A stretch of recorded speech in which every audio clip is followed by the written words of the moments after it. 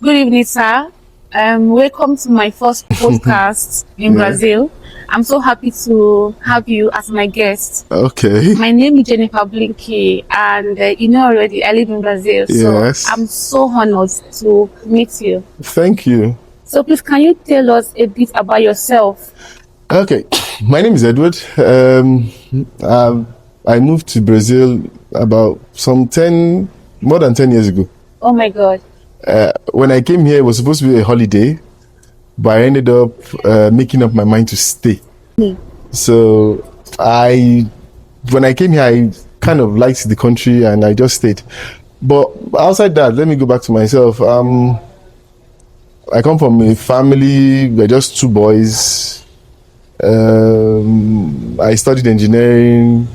I'm an Aryan, so I can say that is one of the reasons why I have when I make up my mind, I go through with it all the way. I think that should be about it. Then we'll go into other things. I guess you have other questions. Sir, where are you from? I'm from Ogun State, Oh my God. but I lived the large part of my life in Lagos. I schooled in various parts of Nigeria. I schooled in Kwara State. I schooled in Lorry. I schooled in Warri. I schooled in Port Harcourt. So I pretty much moved around Nigeria to some extent before traveling. So you said you came here 10 years ago, right? Over 10 is more than 10 years now. Oh my God. Okay. Thank you, sir. So what was your first impression about Brazil when you arrived? Before I came, I already had a brief knowledge about the country because I knew that they had potential. I also knew that there was a huge, because of the business I did back then in Nigeria, there were some products that we were getting from Brazil. So I knew there was a large, possibility of doing business. That was the first impression I had. However, when I got here, that impression changed because I never had that back of my mind. I think I was that ignorant that I didn't know that a large population of this country does not speak English. So when I got here, I was shocked. Like, what? How is it possible that there is a country that 90% of them don't speak English? Like, they speak only Portuguese. I was like, it didn't ring well. So, but I already made up my mind I was going to stay actually at that point when I got here. So it was not because I lived in Rio and is a very big city that is, touristical. A lot of tourists go to Rio. So, and it's beautiful. It has a very nice serene because you can see mountains very close to the beach. Then some inland, you have forests everywhere. It's an amazing, look.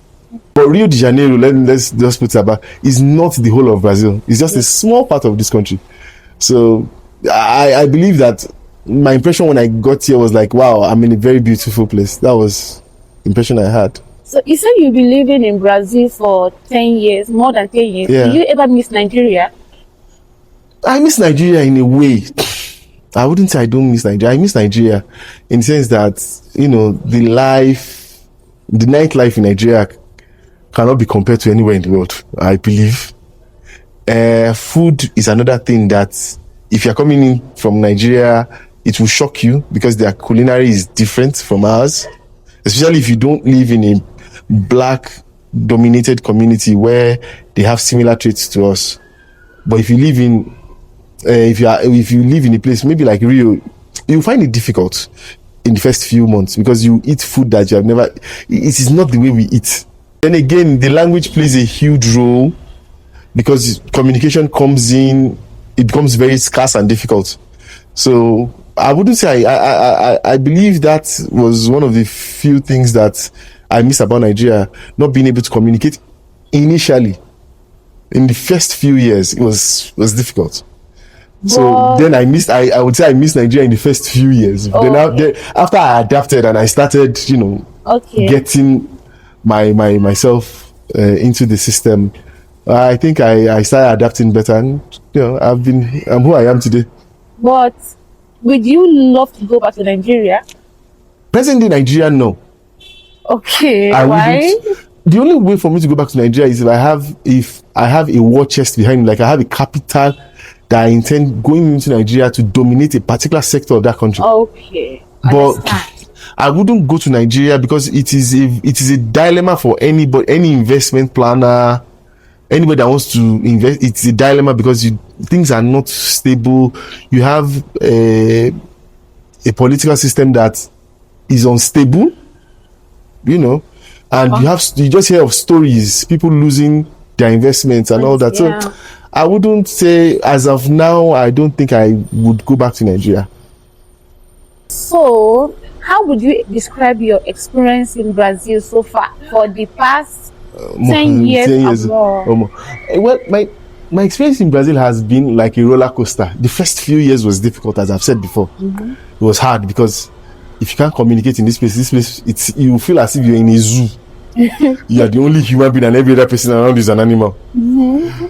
Because they're not saying, you don't understand what they're saying. You can't communicate, so it becomes tricky, difficult. Then if you're not careful, the first few years, if you are determined to stay, the acid test is, especially if you don't have people to help you or put an arm around you or assist you emotionally, the acid test is more like you proving yourself to overcome depression, because it's something that you are going to encounter. Yeah. So thereafter, when you start to speak the language, when the language becomes your bread and butter, things become easy. Because one thing about Brazil is this: anything you are looking for, as long as you keep asking people, I need this, I want to find this, where do I get this, somebody along the way will tell you where it is. If you say, I want to become a fashion designer, I want to go to fashion school, I want to sew, and I'm just giving that as an example. Somebody will tell you, okay, you know what, there's one place, go to that place, they will teach you. Their school, every year the government rolls out programs for people to learn new trades depending on what you want. So, but everything is based on you being able to communicate. So that is the key. So more like, I would say Brazil is a country that the language opens and shuts the door of the prosperity that you can have in this country. So if you are able to open the door, it's because you are able to speak the language. If you are not able to open the door, it's because you are being shut out because you can't communicate. So I would say the last 10 years has been like that. I decided to go back to school. I'm almost finishing anyway in the next few months, studying in Portuguese. And that is another good thing about traveling abroad. I never believed I would learn a new language. You can speak Portuguese now? Yes, I can. Okay, let me now speak to my audience. Okay. Boa tarde, which is good afternoon. Okay, tell them, hello, how you guys doing? Thanks for watching. Boa tarde, a gente que está assistindo.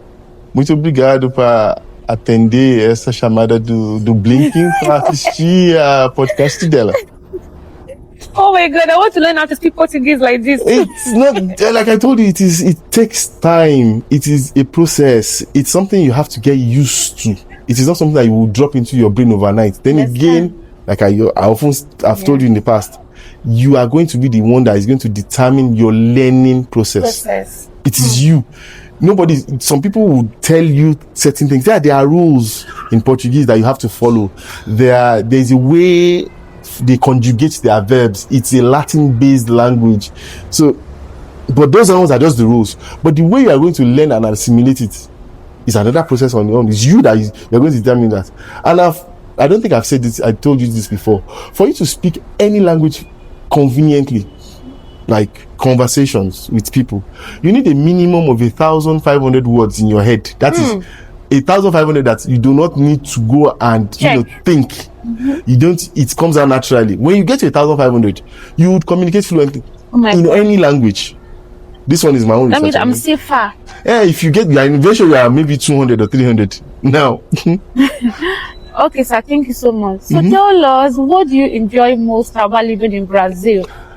What I enjoy most about living in Brazil is the fact that the country has its processes, and if you respect the process, you get what you want.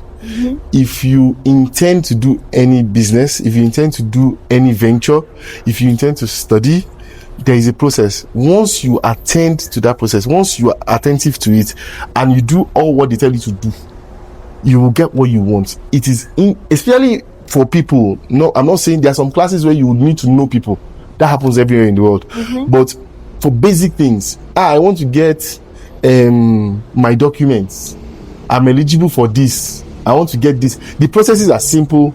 They are very friendly, and it is open. There is no show. There is an open and close. Open and open and close case. If you open it, you get to the end. You close it, it's finished. So that is the good thing I enjoy about this country. Though they have their own issues, it is not heaven. Everybody has its own problems, but for that, at least you can, there is a possibility for you to prosper, because the processes are there to assist you. They are not there to make your life a living hell. Okay, so I know that Brazil is nice, but what are those challenges that you have faced living here as an African? Well, now, one thing we have to understand about the demography of Brazil and the way the people, we have to understand that, because it is something we have to put into context. Brazil is a country, if it is not the most diverse country on the planet, I'm very sure it's going to be one of the first 2 or 3 countries in the world that is extremely diverse. What I mean by diversity is that anybody can be Brazilian. You can see some people that look Asians, the Indians, Africans, even the Europeans, they are all Brazilians. So that is one good thing about this country. Now, the challenge is that depending on who you are, where you are coming from, because I'm very sure I'm speaking to a larger audience now. If you come from a place where I come from, for example, Africa, and you are dark skinned, there are places in Brazil that I wouldn't advise you to go to. Those are the places where are predominant. They are dominated by white Europeans. It's difficult to live there. Like Curitiba. Anywhere south, Paraná, the state of Paraná, Santa Catarina, Rio Grande do Sul, they have their own problems. But being black living there is going to be challenging.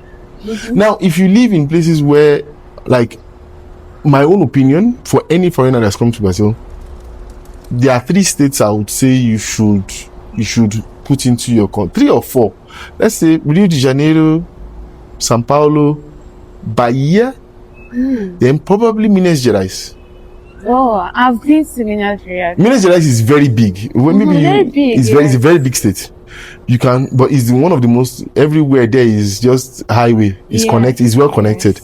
But those are I think 3 or 4 states you can actually live as a, starting, new person in the country. Because that's another thing. You can start living in a particular part of the country, and you can actually move to another part of the country when you want. So nobody's going to put super glue on your shoe and say you must stay in the same place forever. So I would say that is the first thing. It could be challenging depending on where you are living, because the country is extremely big. So the experience that you might have living in Sao Paulo will be totally different if you are the same person living in Bahia, or you are the same person living in Pernambuco, or living in Rio Grande do Norte, or living in Alagoas. It is different. It is another whole new spectrum. So experience. So I would say initially living in Rio was a blessing, because there I was very accustomed to meeting foreigners everywhere, because Rio, there's always a carnival every year, so there are always there's a particular time on the calendar year that you have foreigners everywhere. Depending on where you are living. So that helps, especially if you are a foreigner in the first few days, first few months, first few years. It helps. So I would say my experience, I wouldn't say it is going to be equal to everybody's, but if you live in the places I've lived, you're probably going to have similar experiences. Places in Rio, people of Rio de Janeiro are very, very accommodating to some extent. I would even argue that they are one of the most accommodating groups, because they have the culture of always having foreigners around them. So they won't look at you as strange. They'll look at you as, okay, another new foreigner amongst us. So that's the way I put it. As a Nigerian, do they have any community or network that supports each other here in Brazil?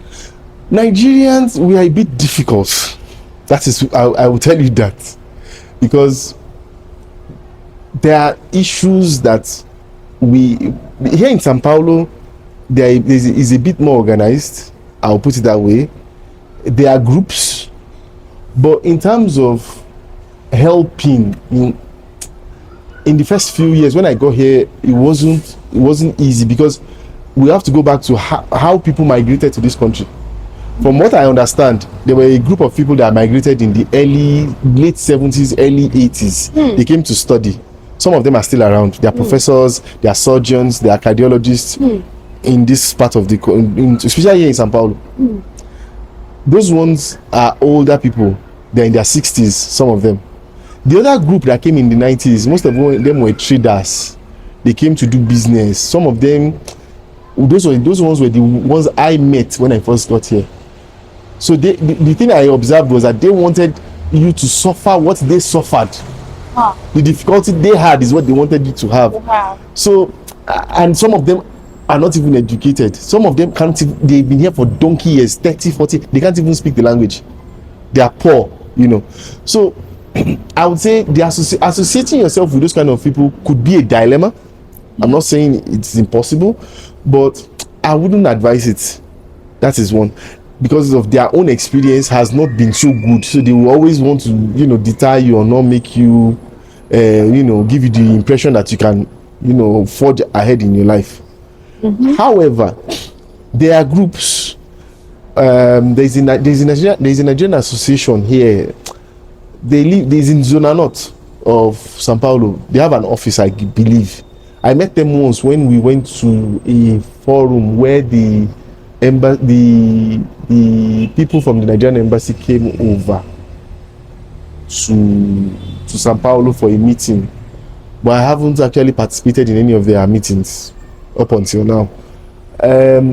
If you are in the educational route, if you go to school here, for example, places like USP, that's the University of Sao Paulo, they have associations that are for Nigerians. They have a Nigerian association there. Just tell that there are a lot of people that have come here to study. So I would say yes, you could find help there, but you have to be part of that community. Understand. So, in your experience living here for a long time, how do Brazilians treat Africans, like Nigerians? That depends on what part of Brazil you are talking about. If you are talking about Brazil, where there's a place in Sao Paulo here, I think it's called Tiradentes. Tiradentes is a place where in the north part of Sao Paulo, as a municipal, that place is dominated by Nigerians.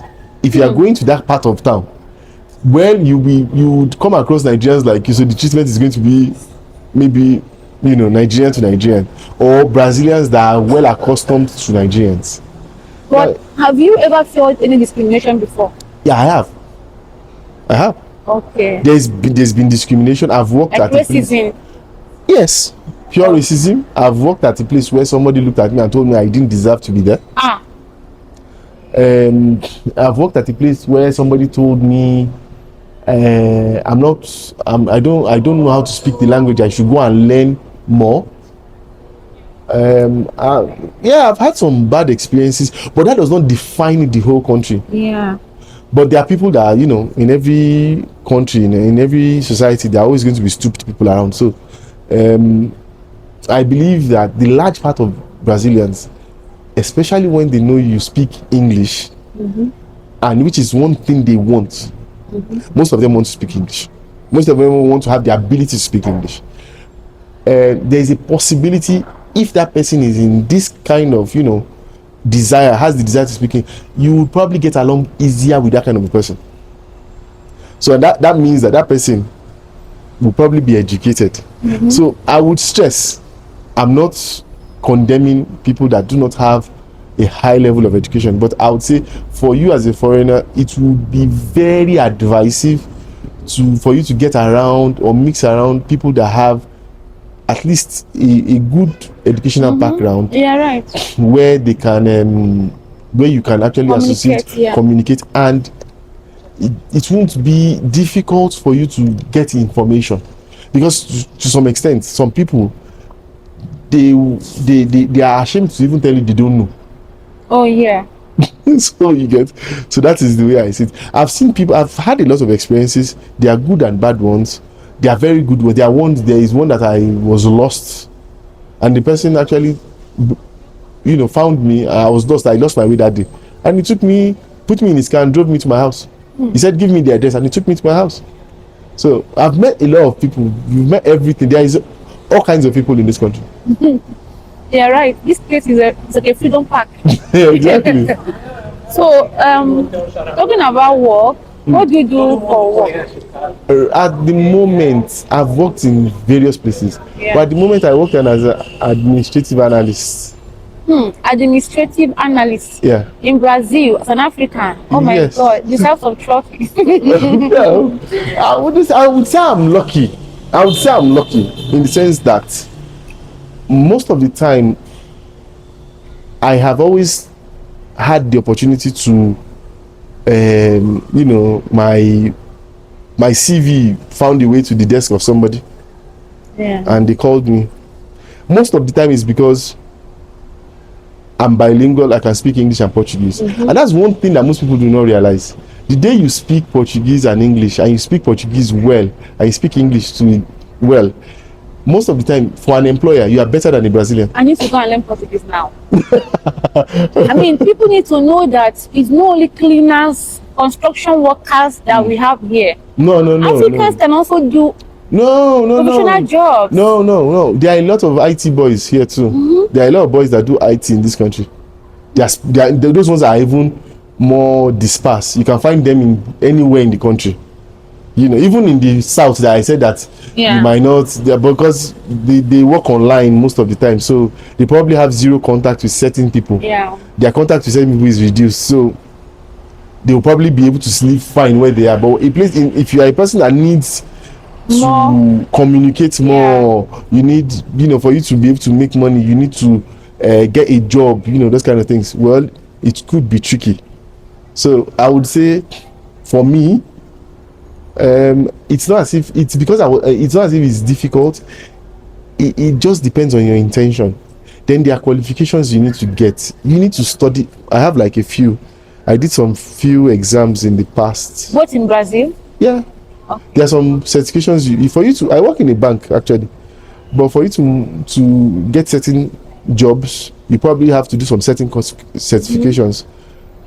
Some of them I have done. I'm actually going to do one next month. I'm still studying for it actually.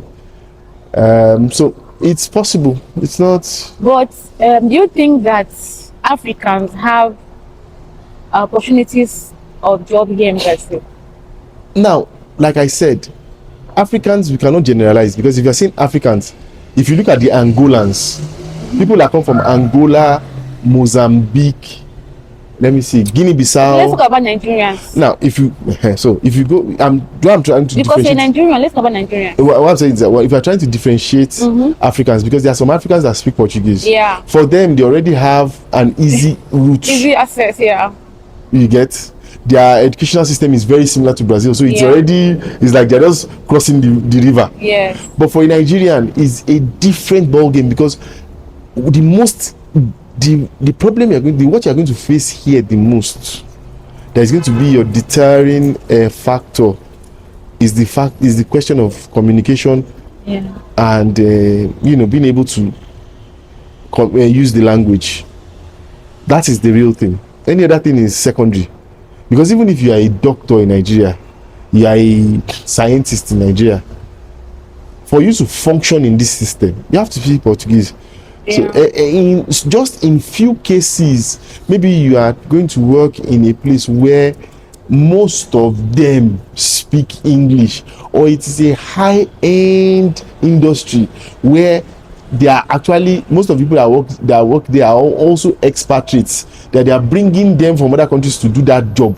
Well, fine, you might not find it difficult getting a job and actually working in the initial stage, but in the long run, for you to actually be effective, you need to speak the language. There's no cutting around it.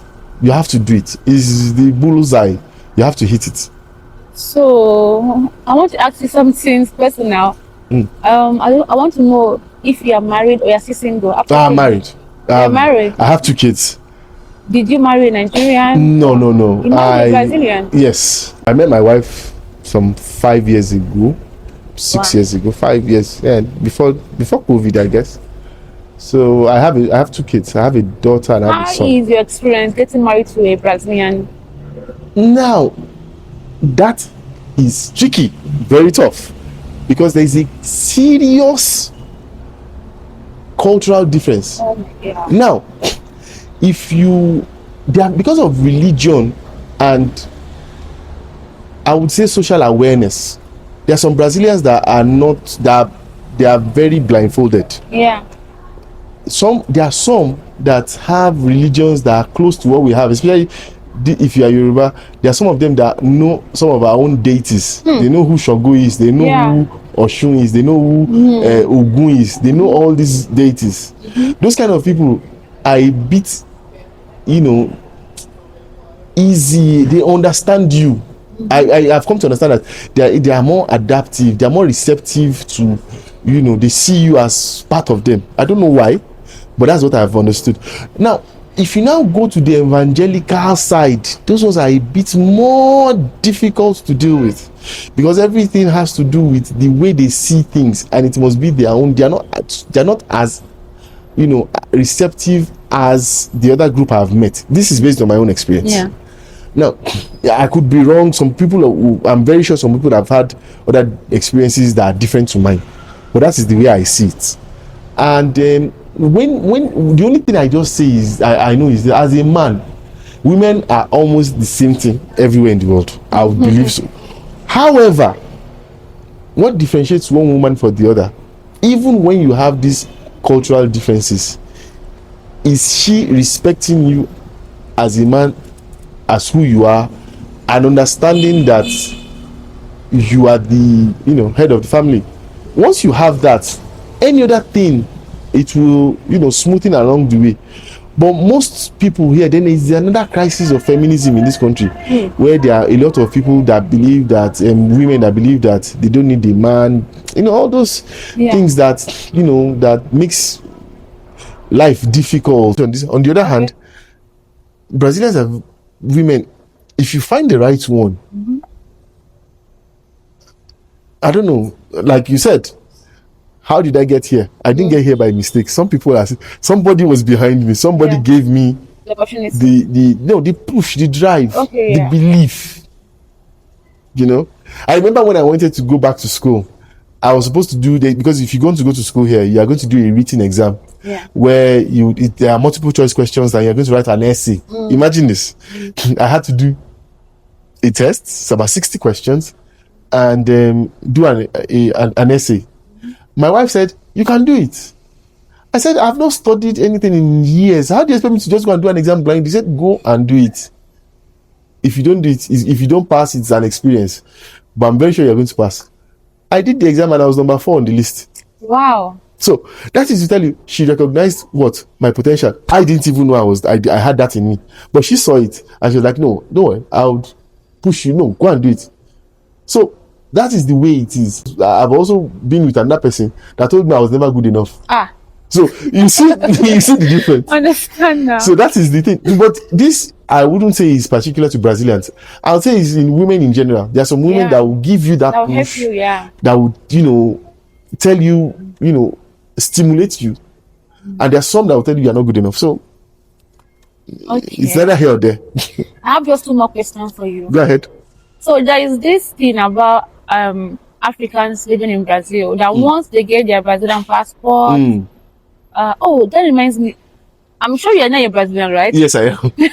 Congratulations, sir. Okay, so that this thing about Africans in Brazil, that once they get their passport, they will just leave the country to either US, Canada, or Europe.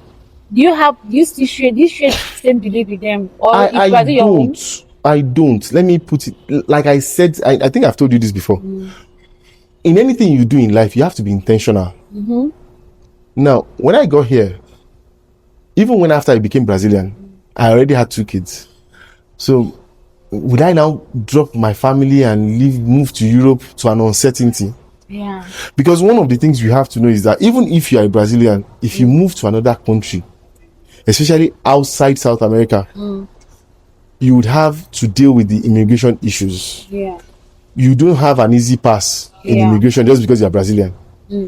So my own opinion is that if you go and live and work in a country where you do not have immigration status, you contribute to that economy, but you are not going to be recognized. That is where my own point is.